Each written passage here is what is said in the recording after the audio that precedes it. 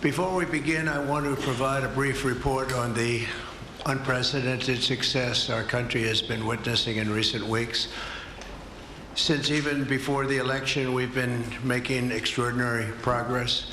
The American people gave us a clear mandate to save our country, and we won all 7 swing states by large margins, historic. Very importantly, we won the popular vote by millions and millions of votes. Also, all 50 states, as you know, shifted toward the Republican Party, and that's never happened before. All 50, every single one of them. In our first week in office, we set records, taking over 350 executive actions. That's not been done before. And it has reportedly been the single most effective opening week of any presidency in history. And we want to keep it that way. We want to keep it going.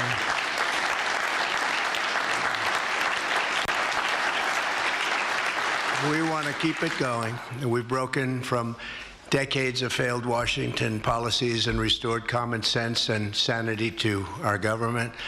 We've unleashed American energy, and we've already achieved record low illegal immigration. As you see, there's nobody trying to get in. And that's what we've been waiting for a long time, and gotten woke ideologies out of our government and out of our military. The water has now begun flowing in California as we continue to increase the flow in coming days. Nobody's seen anything like that, and I've also taken strong action to regain control of the Washington bureaucracy. Just for clarification purposes, because it was incorrectly reported yesterday, we have informed the federal workforce, which they've looked to do for many years, that if they're working for the federal government, they must show up to the office on time and on schedule. We don't want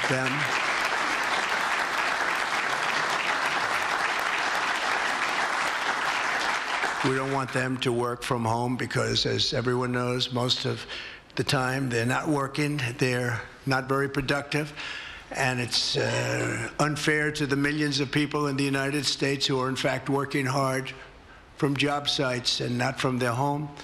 As federal employees, they must meet a high standard. They're representing our government, they're representing our country. If they don't agree by February 6th to show up back to work in their office, they will be terminated, and we will therefore be downscaling our government, which is something that the last 10 presidents have tried very hard to do but failed.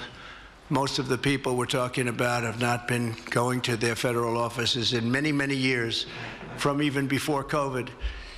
But they have nevertheless been paid. Some have worked, some haven't worked, and most of the studies say that some have just gone through the motions. We may ask these people to prove that they didn't have another job during their so-called employment with the United States of America, because if they did, that would be unlawful. As you understand, a lot of people are getting paychecks, but they're actually working other jobs, so they'll have to prove that to us, that they weren't. In any event, we're requiring them to show up to work or be terminated. We think a very substantial number of people will not show up to work, and therefore our government will get smaller and more efficient, and that's what we've been looking to do for many, many decades, frankly.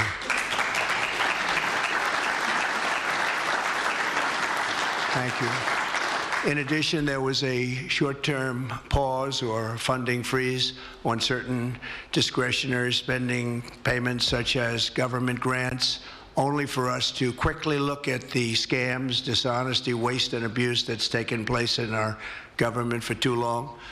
As was explicitly stated, this in no way affected Social Security, Medicare, Medicaid, or other entitlements that Americans depend on.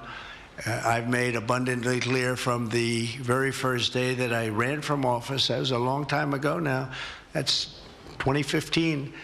If you think about it, I announced in 2015, and we won in 2016.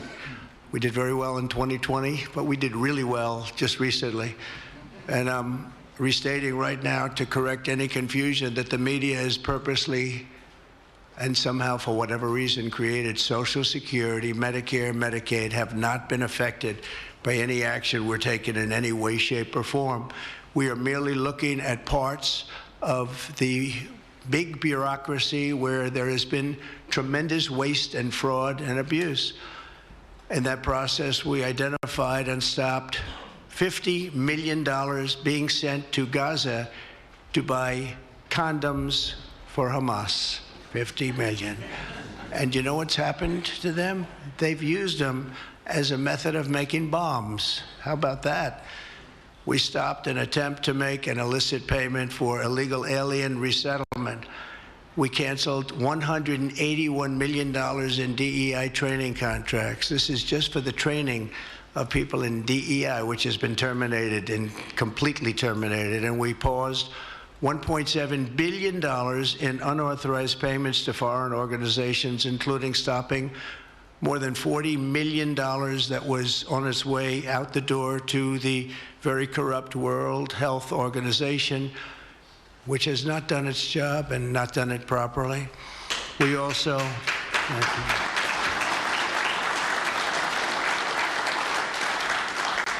blocked $45 million for diversity scholarships in Burma. 45, that's a lot of money for diversity scholarships in Burma. You can imagine where that money went. These were the types of payments, and many others. I could stand here all day and tell you things that we found, and we have to find them quickly because we want the money to flow to proper places. But these were the payments and types of payments affected by the temporary freeze, and the American people strongly support these efforts. I talked about it during the campaign, and they voted for us in record numbers. Every single day, we're now putting America first and fighting to get the most out of every single tax dollar for our great citizens. We've gathered this afternoon to take another historic action. However, in a few moments, the Laken Riley Act will become the very first bill that I proudly sign into law as the 47th President of the United States.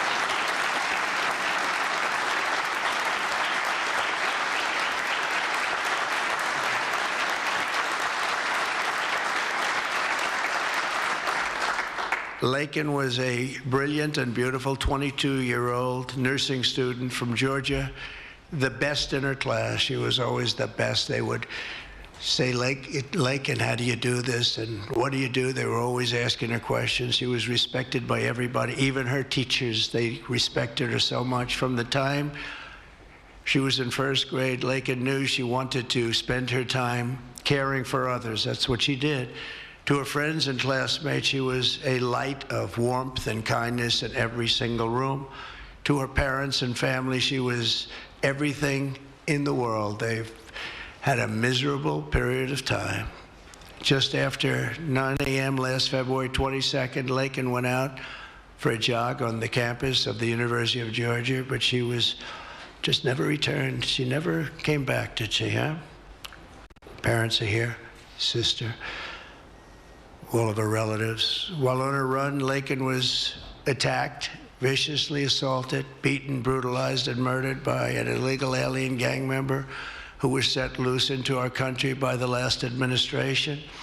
We are deeply honored to be joined today by Laken's parents, Allison and John, and her sister, Lauren.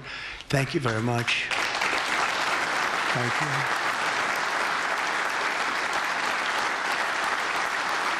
So sad. We were together right after that happened, and it's a tremendous tribute to your daughter, what's taking place today. That's all I can say, but it's so sad we have to be doing it at all. Thank you very much for being here. To Laken's family, we will keep Laken's memory alive in our hearts forever, everyone's hearts. With today's action, her name will also live forever in the laws of our country, and this is a very important law. This is something that has brought Democrats and Republicans together. That's not easy to do. Laken did it. Laken did it. America will never, ever forget Laken Hope Riley. The vicious criminal who murdered Precious Laken was an illegal alien member of the barbaric Venezuelan prison gang known as Tren de Aragua. He trespassed across our southern border in 2022. and was apprehended by Border Patrol, but under the cruel policies of the last administration, instead of being deported, as he should have been, he was released into the United States, as were millions of other people, many of them very dangerous people. And you see what we're doing, we're getting them the hell out of here.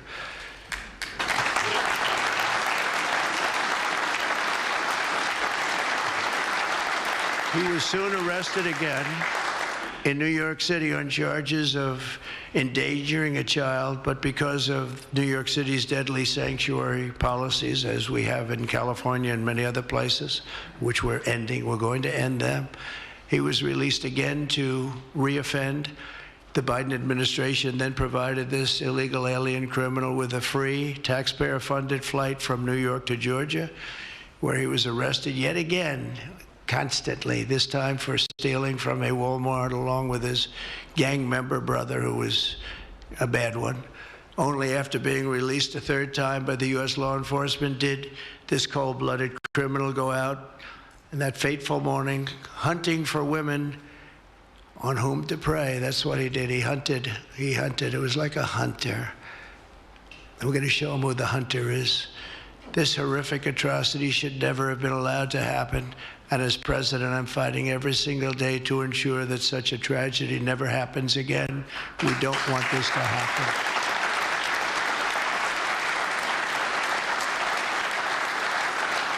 And under the law, thank you.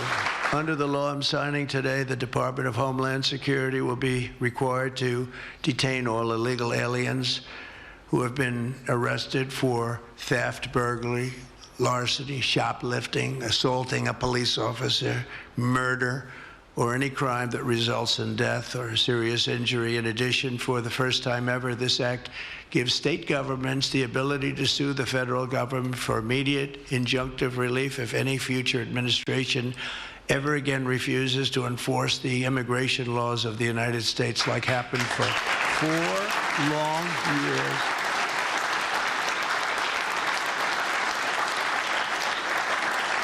And that was happening for 4 long years, frightful years. Amazing. You'd say, how can people do this? How can they allow this to happen? How can they allow criminals to pour into our country and then try and defend it? And they're still trying to defend it, but they can't. That's why I'm here instead of somebody else, actually. It's the biggest reason. I believe it's the single biggest reason. Inflation was horrible. Many things were horrible during that administration. When you look at what took place in Afghanistan, the way they got out, not that they got out, but the way, so many things were horrible. But to me, this was the worst of all. It's a landmark law that we're doing today. It's going to save countless innocent American lives. I want to thank every House Republican, every Senate Republican, as well as the 12 Senate Democrats and the 48 House Democrats who voted to pass this vitally important bill, and many of them are with us today, and I really do appreciate it. And I very much especially appreciate the bipartisan support. The Democrats, really a big percentage of them came through, and plenty of them wanted to. They probably felt they couldn't, but they really wanted to. That they don't understand that would have made them a lot more popular, would have made them a lot better with their people. The ones that didn't are going to be, they're going to be sorry, because the people are not going to forget that they wouldn't sign. This is a perfect, incredible tribute to an unbelievable young lady.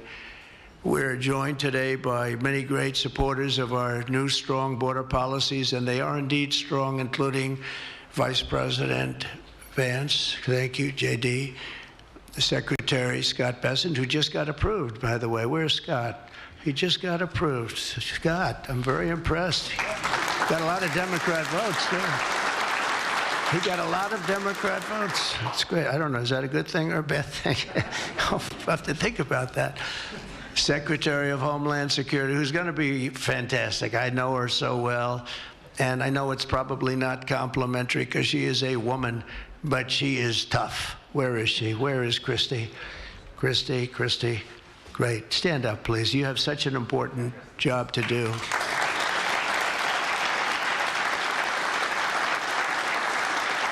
Really great. Thank you very much. And don't let that look fool you. That look is She's tough, and she cannot stand that she's having to sit here and even listen to this today. Another one who's done a job like nobody that I've seen in a long time, Tom Homan. He's my friend, but he is something special. He's something special. Great. And Tom and Christy, the numbers are unbelievable. What's happened? It's like just shut down. Nobody thought that was even possible. It's just shut down. They showed an area that a year ago had thousands and thousands of people rushing into our country. And today there was nobody there. It was like a beautiful sight. And also Senate Majority Whip John Barrasso. Great guy, great guy. Thank you, John. And I also want to thank the bill sponsors, Senator Katie Britt. Katie, thank you, Katie. And Congressman Mike Collins. And Mike, you were fantastic from Georgia. He took this. He loves this state, and he took this very personally. So it's thank you very much, Mike. As well as Senate Judiciary Committee Chairman Chuck Grassley. Chuck is here someplace. Chuck, thank you very much. You look great. And House Judiciary Committee Chairman Jim Jordan, who's a special guy, special man. And House Homeland Security Committee Chairman Mark Green. Thank you very much. Thank you, Mark. And we have many other congressmen and senators, but I'm not going to introduce because this is about your daughter. This is about something that's so important, and we're going to just go along. Thank you also. We have to say Burt Jones is in the room, and Burt is your lieutenant governor, and he was on this like you wouldn't believe. Thank you very much. I see you sitting there. Thank you very much. So we have state, local officials, we have law enforcement organizations, we have everybody. Most of them are in the room or represented in the room, and they're incredible people, and I've never seen them come together like they have for this. I've done many of these, not of this kind, but different bills, different passages having to do with many different things, from Homeland Security to inner security to taxes to 50 different items. I've never seen such support as you have today and as your great daughter has today. So I've never seen anything like it. And we have to thank your daughter for that, because she's going to save a lot of lives. She's going to be responsible for saving a lot of lives. So I'd like to just say to the Angel families, I've been with them and they've been with me from 2015 when I first got this crazy idea in my head to run for president because we can do better as a country. I want to thank so many of the people that are here that have been the angel moms, and we call them angel moms, but they're angel families, fathers and sons and daughters, but they've suffered tremendously like you have for no reason whatsoever. I want to thank Alexis Nungari, the mother of 12-year-old Jocelyn Nungari, murdered last summer by 2 illegal alien gang members released into the United States by Joe Biden's open border, stupid policies. And thank you very much, Alexis. I want to thank you very much. We had an amazing trip, and it was really special to meet you and your family. Appreciate it very much. So sad we have to be here, frankly. And Jocelyn, as you know, is in our hearts, as she was then. It was an amazing day we had, a great day. But it was a day of celebration of somebody that unfortunately won't be with us. But she is with us now, you know that. Here also is Patty Morin, the mother of Rachel Morin, killed 2 years ago by an illegal alien who was let into our country by the last administration's ridiculous, weak policies. Open border, can you imagine? When I heard open border, I said, oh, that's terrible. They're going to release their prisons all over the world. They're going to release their prisons into our country. That's exactly what happened. Patty is joined by Rachel's brother, Michael, Rachel's daughter, Clementine, and sister-in-law, Shannon. Thank you all for being here. We appreciate it very much. Thank you very much. Thank you. With us as well is the loving family of Kayla Hamilton, a 20-year-old girl murdered in July 2022 by the MS-13 illegal alien gang member who is violent, vicious, and they knew it, and they didn't do anything about it. And I want to thank you to Kayla's mother, Tammy, and her grandmother, Kathy, and her stepfather, Jeremiah, very much. And finally, I want to thank others who have also suffered this horrible scourge that goes on with young people being killed, and other people too, but young people, largely young people being killed. Thank you to Scott Root, the father of Sarah Root, killed at 21 years of age. Think of that, 21, by an illegal alien. Shouldn't have been in our country, would have never been in our country if we were here. What a sad thing. To each of these angel families, we love you and we stand in awe of your courage and your strength. It's the toughest thing anybody has to go through. Many of the angel families here today were betrayed by the last administration, and with its heartless and foolish and really very, very arrogant and very, very dumb policies that aren't even believable when you talk about common sense. I say we're the party of common sense, but the Democrats also, they have plenty of common sense, and that's why so many are here today and so many supported what we're doing. The very government that was supposed to protect their daughters instead opened our borders and transported the world's most dangerous criminals straight into their communities. They came from prisons and jails and insane asylums and mental institutions from all over the world, not just South America. People think South America. They come from all over the world. They come from every continent. And they came here by plane, and they were loaded onto buses, and they were driven right up to our border, and they drove right through the border, and nobody even said a word to them. And in those buses and those cars and those trucks were some of the meanest criminals anywhere in the world. As of last September, 425,000 illegal alien criminals were roaming free, including 13,099 convicted illegal alien murderers, of which about almost 50% killed more than one person, and they were roaming all over the country in our farms, in our cities. Under the Trump administration, we're moving with urgency and speed to get these vicious and violent criminals the hell out of our country and to restore law and order to our suburbs, our cities, and our towns. And we're going to do it with Tom and with Christy and with all of the people that are working so hard on this. This week, compared to a comparable time a year ago, think of this, the number of illegal border crossers has already fallen by more than 100%. And because the election was coming, they started getting a little bit tougher on the border. They tried to follow our policies, and they did much better, but it still was horrible. The numbers were still horrible, so that's 100% over those. They only did it because of the election, so they knew what they were doing was wrong. And those who do cross the border, and you're seeing that every time, all you have to do is turn on your television set or pick up a newspaper, or read any form of new media, because we have a lot of new media today, fortunately, that's letting the word get out. But they're watching these people be captured and removed from our country. ICE arrests have risen by 15 times in just a short period. And over the past 8 days, the heroes of ICE and Border Patrol, we can never forget Border Patrol. Those people, I've gotten to know so many of them.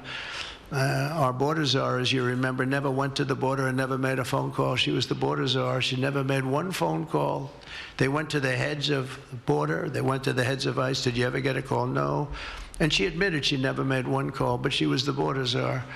And that's exactly what our border was all about. The heroes of ICE have arrested thousands and thousands of illegal alien criminals, including hundreds of gang members, traffickers, child predators, terrorists, and murderers. For the first time in history, we're loading dangerous and illegal aliens into military aircraft and flying them back to the places from which they came. You probably read about Colombia 2 days ago. They said, no, we're not taking them. I said, we're going to take them. You're going to take them. You're going to like it, too. You're going to take them.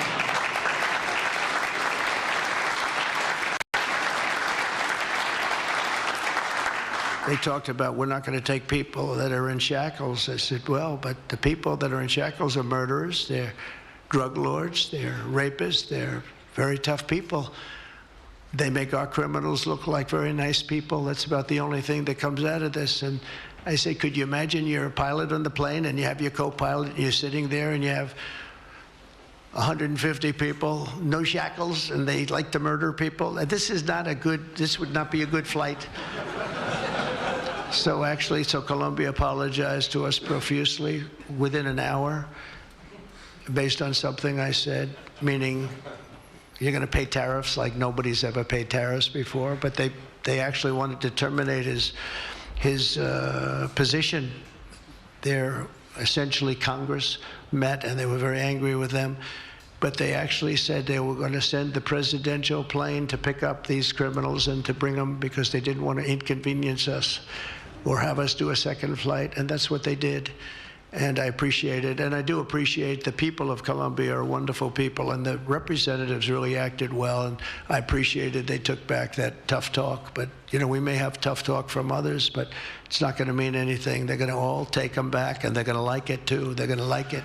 They're going to take it back, and they're going to like it.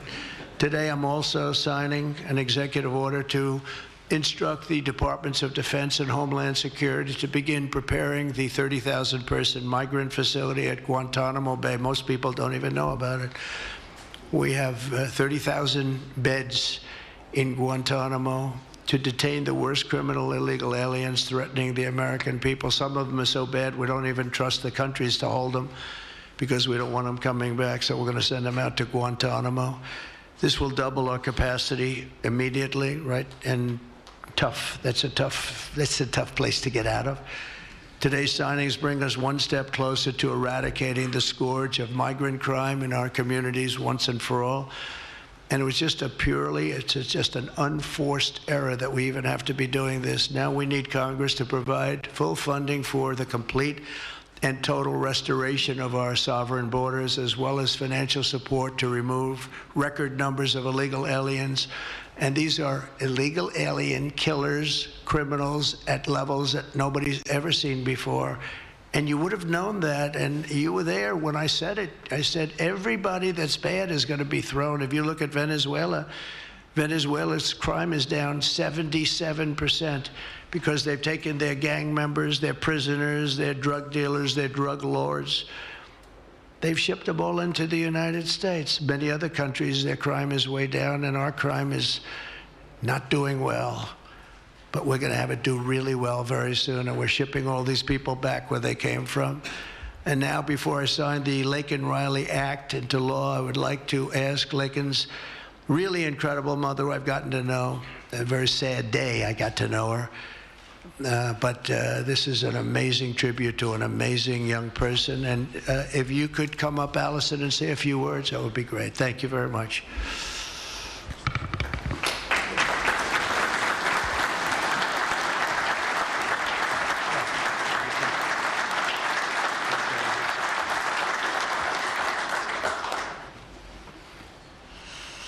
Thank you. Thank you, Trump. We would like to thank Senator Katie Britt for her diligent bipartisan work to get this bill through the Senate. We'd also like to thank Congressman Mike Collins for his unwavering passion and for leading on the Laken Riley Act from the start. Our family will forever be grateful for the prayers of the people across our nation and for helping to get this legislation into law. We also want to thank President Trump for the promises he made to us. He said he would secure our borders and that he would never forget about Laken. And he hasn't. He's a man of his word. We trust that he will fight for the American people. Most importantly, I want to thank our Lord and Savior, Jesus Christ, because without his sacrifices, Laken's story would have ended on that horrific day that she was taken from us. But because of him, we can continue living knowing that we will see Laken again. There's no amount of change that will ever bring back our precious Laken. Our hope moving forward is that her life saves lives. We're so thankful that her passion for helping others and her legacy for doing good in the name of Jesus Christ will carry on. Thank you. Thank you.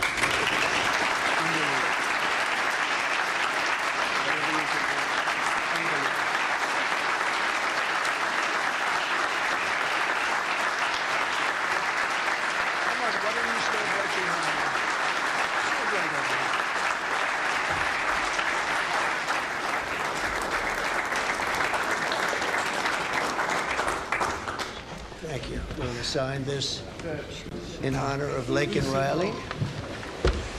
Come on up here, some of the people that we love that have been so instrumental. Okay?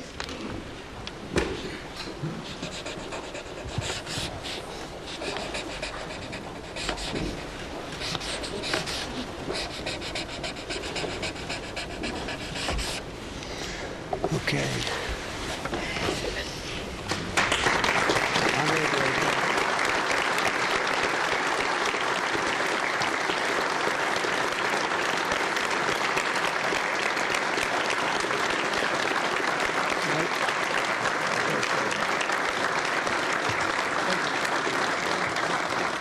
Thank you, everybody. Mr. President, government funding. Can you take a quick question on government funding? The pause. I don't think this is appropriate time, really.